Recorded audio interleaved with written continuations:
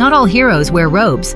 Some carry swords and face monsters head-on. Meet Almeric Sawbridge, a 17th century wizard and legendary troll hunter. Born in 1602, Almeric made headlines in magical Britain after defeating the largest river troll ever recorded, a beast over 1 ton in weight, terrorizing travelers near the River Wye. Armed with courage and combat magic, Almeric took down the troll in a fierce duel that protected countless lives. His heroic actions became a story passed down in wizarding families and earned him a place in the history books. His bronze tier chocolate frog card captures him in full battle stance, muscles flexed, sword gleaming, and victory etched into history. Which chocolate frog card should we cover next? Let us know in the comments, and don't forget to subscribe.